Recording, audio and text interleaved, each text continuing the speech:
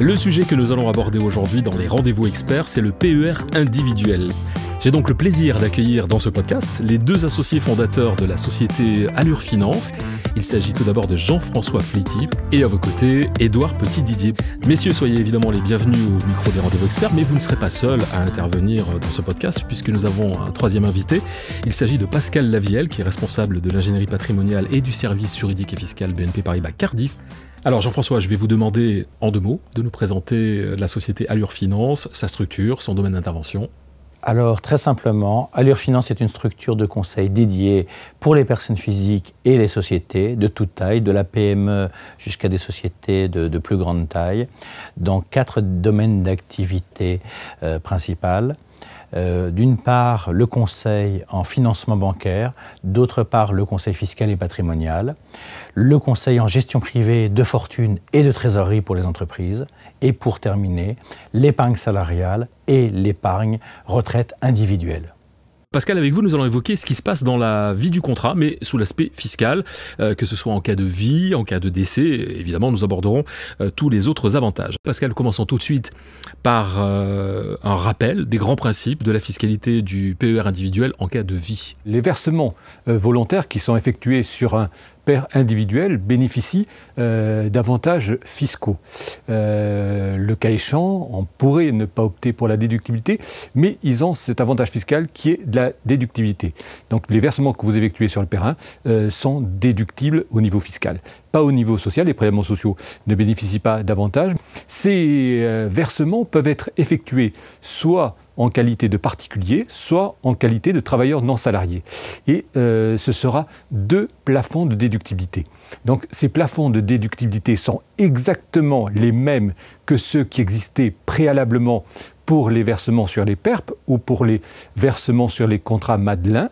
Vous savez que c'est les fameux 10% du revenu professionnel plafonné à 8 passes pour ce qui est les particuliers, ou alors 10% du pass.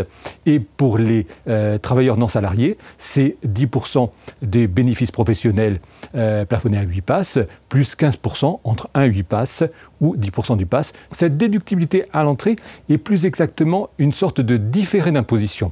À la sortie, donc, on va vous reprendre quelque part l'avantage que vous avez eu à l'entrée. Donc, on va le réintégrer à hauteur des versements dans le barème de l'IR. Donc, vous allez bénéficier quelque part du régime fiscal moins important au moment de la sortie, parce que vous n'êtes plus en activité et donc vos revenus ayant baissé, votre taux marginal d'imposition est moindre, donc du coup vous bénéficiez d'une fiscalité moindre, donc vous avez différé cette imposition à hauteur des primes et qui seront fiscalisées de façon moins importante. Et pour la plus-value, elle est soumise à la flat tax, cette flat tax étant de 30%, comme vous le savez, la flat tax ordinaire. Donc du coup, ce produit PER individuel est tout à fait compétitif vis-à-vis des autres placements mobiliers parce qu'il a dans sa plus-value le même régime fiscal que les autres placements mobiliers. Un autre aspect de la fiscalité en cas de vie, Pascal, c'est la fiscalité en cas de rente. Le PER peut également sortir en rente. Vous avez le choix entre la sortie en capital ou la sortie en rente. Et si vous sortez en rente, ce sera donc une fiscalité qui est celle des rentes viagères à titre gratuit sur le plan fiscal. Donc l'intégralité de l'arrérage est soumise au barème de l'IR avec un abattement de 10%. Et au niveau des prélèvements sociaux, vu que vous n'avez pas bénéficié à l'entrée d'avantages, donc on vous fait bénéficier à la sortie d'un avantage. Ce sera donc au niveau des prélèvements sociaux le même régime social que la rente viagère à titre onéreux. C'est-à-dire que vous bénéficierez d'un abattement en fonction de l'âge du crédit rentier de 60 ou 70%. Donc vous serez soumis aux prélèvements sociaux qui sont à un taux de 17,2 que sur 30 ou 40% de l'arrérage. Alors voilà donc pour la fiscalité en cas de vie. Abordons maintenant la fiscalité propre au PER individuel, mais en cas de décès cette fois-ci. En cas de décès, si vous êtes dans un PER individuel dont le sous-jacent est un contrat d'assurance vie, ce sera la fiscalité des articles 757B et 990I que l'on connaît dans l'assurance vie. Mais c'est un régime très différent de celui que l'on connaît dans l'assurance vie. Parce que pour la fiscalité du PER individuel en cas de décès, celle-ci est liée à la date du décès. Donc si vous décédez avant 70 ans, l'ensemble des capitaux sont soumis à la fiscalité du 990i, qui est une fiscalité qui permet d'avoir un abattement de 152 500 € par bénéficiaire et au-delà, une taxation forfaitaire de 20% jusqu'à 852 500 € et au-delà 31,25. Et si jamais le décès intervient après 70 ans, donc l'intégralité des capitaux sont soumises à la fiscalité en cas de décès du 757B, donc sont réintégrés dans la fiscalité successorale de droit commun, avec toutefois un abattement de 30 500 € commun avec le reste de l'assurance vie. Alors Pascal, on sait qu'il est possible de sortir du PER individuel et ce de manière anticipée. Donc quel est le traitement fiscal en cas de déblocage ? Effectivement, le PER individuel peut bénéficier de déblocages anticipés. Ces déblocages peuvent être soit pour les cas d'accident de la vie, ou soit pour l'acquisition de la résidence principale. Dans le cadre des accidents de la vie, il y aura une exonération. Seuls les prélèvements sociaux au taux de 17,2 seront dus sur la plus-value. Et en ce qui concerne le déblocage anticipé pour l'acquisition de la résidence principale, c'est exactement le même régime fiscal que les sorties en capital. Donc, à hauteur des versements, c'est la réintégration dans le barème de l'IR et une exonération de prélèvements sociaux. Et en ce qui concerne la plus-value, c'est assujetti à la flat tax au taux de 30%. Alors, Pascal Lavielle, nous allons maintenant clore cette séquence fiscalité. Et pour qu'on soit vraiment complet, il faut qu'on termine par tous les autres avantages fiscaux qui sont liés au PER individuel. Effectivement, le PER individuel a également d'autres avantages fiscaux.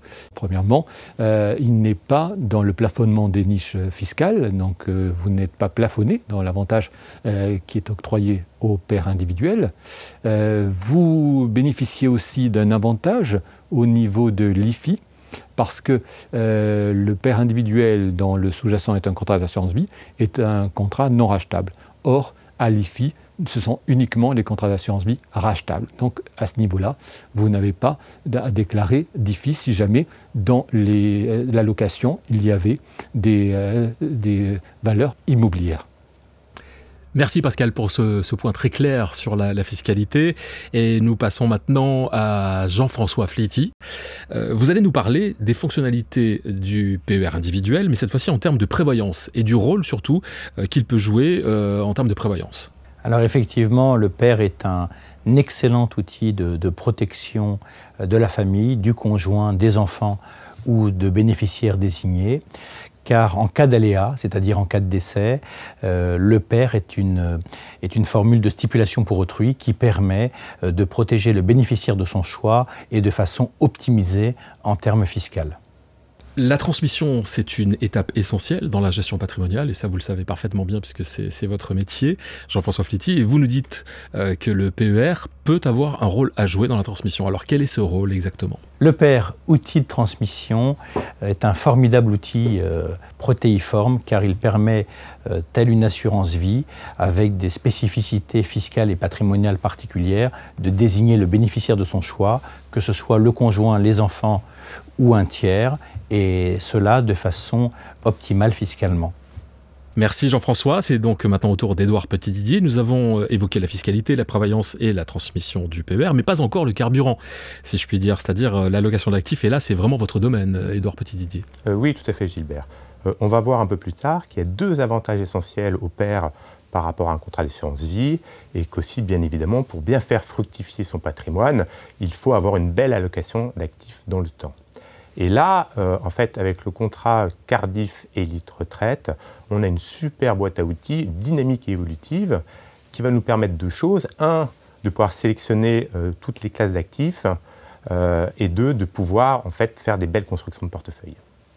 Alors Édouard, je vous propose d'évoquer justement ces avantages essentiels dans la construction d'un portefeuille pour un PER. Alors quels sont ces avantages si on se situe par rapport à un contrat d'assurance vie ? Alors, il y a deux avantages supplémentaires par rapport au contrat d'assurance vie. Le premier est que le souscripteur va chaque année remettre de l'argent dans son PER pour diminuer sa base fiscale. Donc en fait, ça va lisser les points d'entrée. Plus tôt il commence, plus il va avoir de points d'entrée dans le marché. Donc il va y avoir des points hauts et des points bas. Donc ça, c'est très bien. Et deuxième chose, comme il ne va pas pouvoir récupérer son argent avant sa retraite, sauf quelques cas dérogation, on va pouvoir en fait lui créer un portefeuille un peu plus risqué et un peu plus dynamique. Et donc, on va pouvoir travailler sur un horizon de trading beaucoup plus long. Alors, je vais rebondir justement sur la gestion d'actifs, parce que c'est un point très important qui, je pense, fait partie des préoccupations de vos clients. Vous, Édouard Petit-Didier, quels sont les actifs que vous privilégiez dans la gestion d'un PER individuel? Déjà, on sait que pour bien faire fructifier son capital, il faut, 1, bien se faire conseiller, et 2, avoir une bonne allocation d'actifs évolutifs dans le temps. On va avoir le fonds en euros, on va avoir les fonds cotés actions, on va avoir les fonds non cotés, donc private equity, dette privée, infrastructure, et on va avoir aussi les produits structurés que nous montons, nous, sur mesure et qui seront référencés par Cardif. Avec cette idée de PER et d'horizon long terme, on a moins besoin ou pas besoin du fonds en euros, parce que le client va avoir besoin de son argent dans peut-être 5 ans, 10 ans, 20 ans, 30 ans, et donc on va pouvoir privilégier des actifs un peu plus risqués, que ce soit donc des fonds actions, des fonds de private equity et des produits structurés. Édouard, nous allons faire maintenant un focus sur ce qu'on appelle la finance durable. Ma question est simple, est-ce que c'est une préoccupation pour vos clients aujourd'hui d'investir dans des fonds durables, et est-ce que c'est une proposition que vous faites régulièrement dans le cadre de la gestion patrimoniale? Alors, bien sûr, chez Allure Finance, on se préoccupe de la finance durable. Bien sûr, nos clients s'y intéressent aussi. On voit tout ce qui se passe aujourd'hui, tous les effets climatiques qu'il y a aujourd'hui. Après, on est un peu contraint par l'offre, donc on ne va pas non plus sélectionner que des fonds dits ESG, ISR, mais on va pousser en fait nos partenaires à intégrer les meilleurs fonds quand ils n'y sont pas, et donc ça va faire partie de notre allocation type. Est-ce que vous sentez chez vos clients une appétence à ce type de fonds, ou finalement les clients ne sont pas plus que ça intéressés par les fonds ESG ou autres? Alors, ils sont intéressés, ils n'y comprennent pas grand-chose pour la plupart, mais à la fin, ce qui les intéresse quand même, sur la partie financière, c'est quand même la valorisation de leur épargne. C'est ça, on peut donner du sens, mais il faut quand même que ça rapporte. Oui. Et si en fait les fonds ESG, ISR enlèvent trop de secteurs ou de titres, là, ça donnera moins de sens à leur épargne. Le PER individuel connaît un succès phénoménal depuis son lancement. Alors Jean-François et Édouard, j'aimerais connaître votre point de vue sur ce marché. Est-ce que c'est pour vous un vrai vecteur de développement pour un cabinet de gestion patrimoniale, et surtout comment vous êtes allé sur ce marché? Depuis toujours, l'épargne salariale, l'épargne retraite font partie des piliers de la gestion chez Allure Finance. Donc on n'a pas attendu la loi Pacte et la création du PER-IN pour s'intéresser à l'épargne retraite, mais dès le départ, nous avons commencé à promouvoir aussi bien le PERP que le contrat Madelin. Et effectivement, la loi Pacte, la création du PER-IN, avec cette possibilité de sortie en capital et plus seulement en rente, a permis une explosion en fait, de ce marché. Jean-François, vous vous êtes allé naturellement aussi sur ce marché-là? Alors oui. En tant que fiscaliste, le PER est un outil protéiforme d'optimisation fiscale très très performant, puisqu'il permet, en versant un montant choisi, de le déduire de son assiette fiscale. Donc il y a immédiatement une performance qui est apportée à son souscripteur. Et puis par ailleurs, les déficits des régimes de retraite par répartition nous forcent individuellement et collectivement à aller individuellement à choisir la capitalisation, et donc à alimenter des enveloppes qui s'appellent le PER, qui sont des enveloppes à la fois de prévoyance, de protection de la famille et bien entendu de sortie en capital. Est-ce que vous avez senti une vraie prise de conscience de la part de vos clients sur justement ce sujet de la retraite individuelle, et est-ce que du coup le PER individuel a répondu à des besoins et à des attentes très particulières? En fait, le PERP répondait déjà à des besoins. Le PER répond encore plus à des besoins. Et c'est vraiment la grosse différence, c'est vraiment ce passage sorti en capital qui fait que, historiquement, 50% de nos clients voulaient du PERP à cause de la rente. Aujourd'hui, 100% de nos clients veulent du PER. Jean-François, est-ce qu'on peut dire que le PER individuel est un peu plus simple aussi à appréhender de par sa structure que ne l'était le PERP auparavant? Alors clairement, Gilbert, le PER est un outil très simple à la fois de perception de revenus ou de sortie en capital, mais en plus, il permet une diversification d'allocation d'actifs puisque l'on peut y loger, comme l'a dit Édouard tout à l'heure, à la fois des solutions structurées, du private equity, des actions, des obligations, du fonds euro. Donc en fait, c'est un outil à la fois extrêmement large, à la fois pertinent, fiscalement, patrimonialement et financièrement. Et en termes de business, c'est un bon moyen aussi de développer l'activité d'un cabinet, d'une société comme la vôtre, Allure Finance en l'occurrence? Oui, tout à fait. En fait, c'est très bien pour l'acquisition client. Beaucoup de clients peuvent arriver sur une première solution qui va être la création d'un pair ou le transfert d'un pair et du doigt Madelin avec la création d'un pair. Alors ce qu'il faut également, pour compléter, c'est expliquer qu'aujourd'hui, il y a une sensibilisation de l'opinion, que l'on soit profession libérale, cadre dirigeant, salarié, gérant de société, à sa retraite future et à sa diminution. Et pour y pallier, le PER est un des meilleurs moyens, car on y verse un montant tous les mois ou une fois par an, et ça permet de compléter ce que l'on aura, ce que l'on pourra percevoir à la retraite en une ou plusieurs fois. Est-ce que vous avez déjà identifié le client type, je dirais, qui s'intéresse au PER1 aujourd'hui? Alors complètement, le client type, c'est le salarié, le cadre supérieur ou la profession libérale qui, pour des raisons fiscales, paye de l'impôt à hauteur d'une tranche marginale d'environ 41% ou plus, car sur ces tranches d'imposition, eh bien effectivement, le versement d'un montant annuel permet de le déduire de son assiette fiscale, comme je l'ai évoqué. Donc il y a un effet fiscal immédiat. Est-ce que le PER est beaucoup plus stable en termes d'encours, en termes de gestion? Est-ce que du coup, ça vous permet d'avoir une gestion plus facile aussi du contrat de vos clients?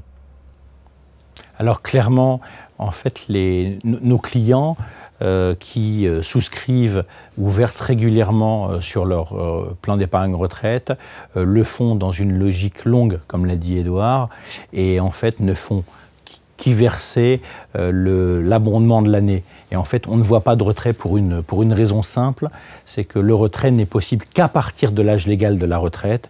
Et pour un certain nombre de nos clients, même à partir de cet âge légal, ils n'ont pas forcément besoin du capital ou d'un revenu complémentaire de façon immédiate, car certains d'entre eux continuent à travailler, même après la retraite, ce qu'on appelle en termes de retraite et salaire.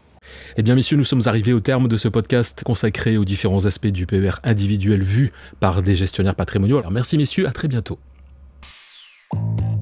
Et merci à vous d'avoir suivi ce nouveau numéro des Rendez-vous Experts. Alors si vous avez aimé ce podcast, partagez-le, commentez-le et n'hésitez pas à nous faire part des sujets que vous aimeriez que nous abordions ensemble. Vous pouvez le réécouter sur les comptes Cardiff, YouTube, LinkedIn et Twitter et sur les plateformes Apple Podcasts, Spotify et Ocha.